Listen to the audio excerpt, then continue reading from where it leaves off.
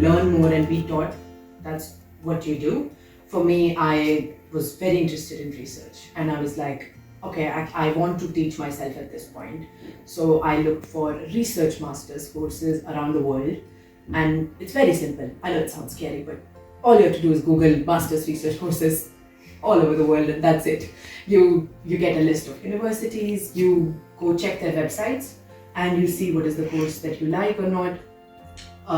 The disadvantage I had is that I couldn't go to the States, because in States you essentially need 4 years of undergrad, because the undergrad they have is 4 years, and they require you to have 4 years of undergrad before doing masters there, which is now a bit flexible, at my time it wasn't. So I was trying to focus on Europe, and I had applied to 2 places in Germany and about 6 places in England, and UK in general, Scotland, England, and different places. And self-confidence plays a very important role, but also you need to be humble. Like when I was applying, I was like, should I just apply to the best universities? But I was like, I don't know if I'll get in. I am confident that I might, but you also have to understand the difference between reality, and you have to be okay with the reality. Like it's okay, just also not getting into the best university doesn't define you, because every university has their own criteria, and they not being able to accept you can depend on a lot of different factors, and that cannot impact you and your self-esteem in that case, which is what I try to tell a lot of people, because they're scared to apply because they think that if they don't get in, they will be very disappointed and disheartened, which is fair. You can be sad, but just don't take it personally, right? And don't take it as a step down, and just only think of what else can you do, because you've got to keep going. I made a list. Okay, I made a list of the course I like, and I went through the course module and what do they do and everything. So I basically picked whatever I would actually enjoy, and then I made a list of top to bottom, like my priority, my first favorite college, and then bottom to the one that I will go if I get in kind of college, but it's not the best. So Oxford, Cambridge, then there's University College London, King's College London. So I applied to all of these programs. Fortunately, I got into most except Cambridge, which I think is fair because Oxford is better than Cambridge. I remember I didn't hear about Cambridge until I got into Oxford, and then I had already received a decision from Oxford. So I was happy, and that's it really. And then you start on your new journey of whatever you want to do, and you go for it with your 100% of attention, focus, passion. Honestly, I can say that if you study from here and a decent university in India, because not everybody came from Stephens. I know people who came from other dean colleges, and I know people who came from NITs and IITs in Oxford. So I've met people from different colleges all around India. So it's not like you need to go to a particular college in India to apply outside. There are a few factors which are involved, like yes, you need to have good grades, you need to have exposure in terms of research if you're applying for a research course, so maybe some internships, some sort of research papers, or your extracurricular activities matter a lot when you're applying outside. So I'm sure you're all going to colleges now, so try to make sure you engage yourself in extracurricular activities, whatever it can be dancing, singing, theatre, debates, whatever you like, whatever you can be good at and you enjoy it. The most important part is enjoying. Talk to people just so I can learn even 1 or 2 small things from them every day or any other day, and being there with time, I was just enjoying my chemistry really. I wasn't doing much. In my first year I was like, another thing was, which I realized as I was saying, in my first year of chemistry, the first organic chemistry course, I was like, I don't need to study this, I've done it in school. So going to college and realizing that you already know so much shows that how well we are taught at RKP.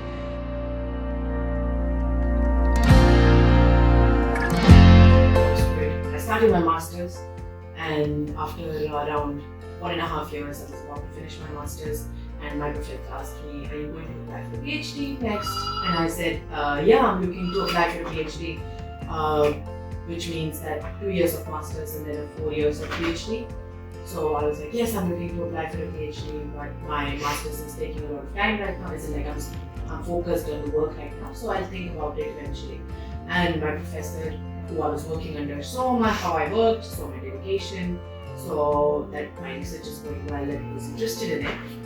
So he just said that why don't we just change your master's to a PhD? Because I was lucky enough to join in a course, Masters by Research, which is essentially what you do in a PhD.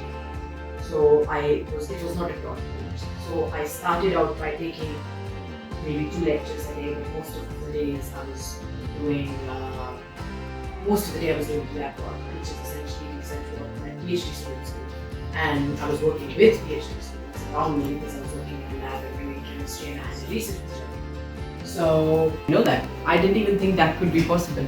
But they said that you could just change your master's to a PhD, which means that whatever you have done till now can be contributed to your PhD years, and that means you only have to do 2 more years and you can finish your PhD in that. And I was like, it's something that has been given as an opportunity to me by somebody who is very wise. My professor, he is 65 years old. He has worked in research and chemistry, organic chemistry, his whole life. He knows how students are, he knows how research is done. So if he was the one to give me this opportunity, why would I deny it, right? So, and again, I did it. If I didn't enjoy what I was doing, I wouldn't say yes to what he said. I would have just finished my master's and left and did something else. So the main reason why I did it was because I enjoy it.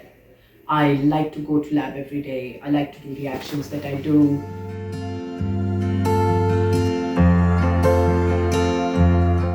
I have become a more mature person, a more independent person. Changed is that I now know. I used to get very frustrated if I lost at sports or if I lost at anything in life, because I don't want to say it, but I always used to win in some things, and when I went there, I used to lose at a few things. It made me really angry. Why am I getting lost? So with time, I think that's one of the important lessons that I've learned is acceptance of failure, and the fact that it's okay to stop for a while, think about what's the problem, and then move. Because if there was a failure, there is a reason why it failed, and just because it failed, you just don't give up and you think about why it happened. So you need to think about everything at every stage of life. And apart from that, I learned a lot in chemistry. I got to experience many different professors from all over the world, and I experienced how to deal with homesickness, being away from home. You can talk to your family all the time and feel better, and how to be strong enough so even if you don't have a support system, you can always rely on yourself. So it's good to have friends, it's good to have everybody around you, but being confident in yourself, being self-reliable is very important.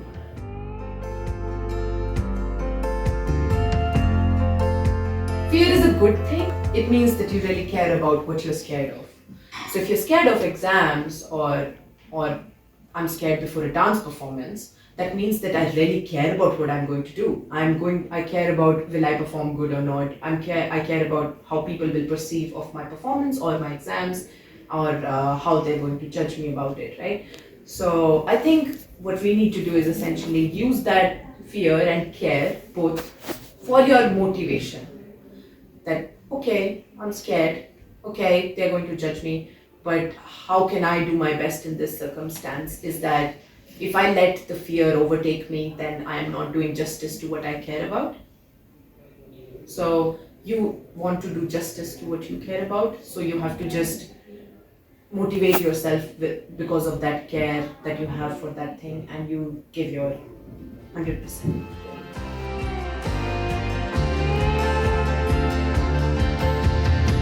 Okay, so people think that academics are just academics. Like you just study or do research and that's it. But no, what I do in lab can be applied to life.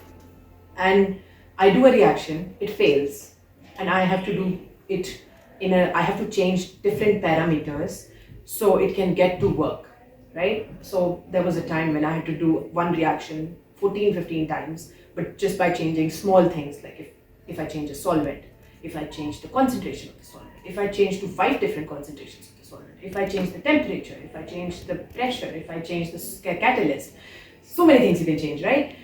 So eventually it did work. And I remember being very disappointed with every step that did not work. But I remember how happy I was when it worked. So applying that to life, when I moved there,